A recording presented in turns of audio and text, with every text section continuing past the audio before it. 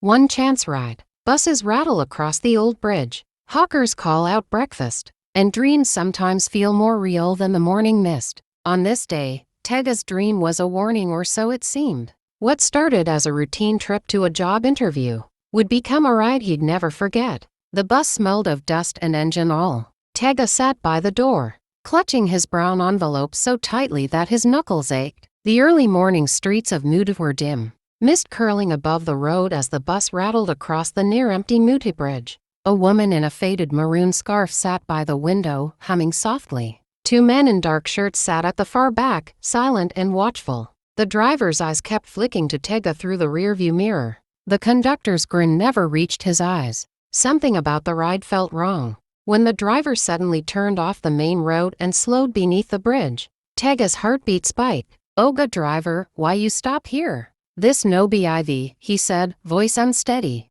No reply. The conductor stepped down, pretending to check the bonnet. The two men leaned forward. The woman stopped humming. "Everybody come down," the conductor said quietly. Tega's instinct screamed run. He pushed past them and bolted toward the expressway, his shoes slapping the wet asphalt. Behind him, the men shouted. He didn't look back until he reached the main road where commuters were waving down taxes, gasping for air. He turned and found himself staring at the ceiling of his small room in Muti. He was in bed, drenched in sweat, the brown envelope still on the chair beside him.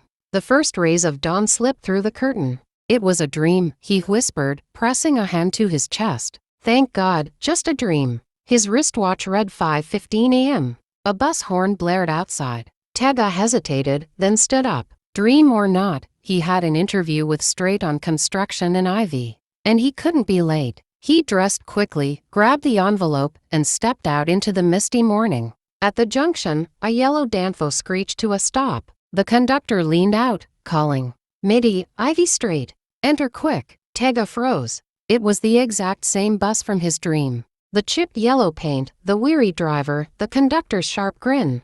Even the woman in the maroon scarf by the window, humming the same tuneless song. His chest tightened, but time was running out. He climbed in slowly and sat by the door, his fingers clenched around the envelope. Every bump on Muti Bridge felt like a trap waiting to spring. Every glance from the conductor made his palms sweat. When the driver slowed for a pothole, Tega's heart nearly leapt out of his chest. But nothing happened. No detours. No strange stop beneath the bridge. Just a normal, bumpy ride to Ivy. When the conductor finally called out for passengers to come down, Tega sprang out first, eager to leave the bus behind. The rush of morning air hit his face, thick with exhaust fumes and the chatter of street vendors. He didn't glance back as the yellow bus pulled into traffic. The noise of the city swallowed the sound of the engine, but in his chest, the fear still rattled like loose metal. Every step away felt like freedom, yet a strange emptiness pressed against him, as though he'd left more than just his envelope behind.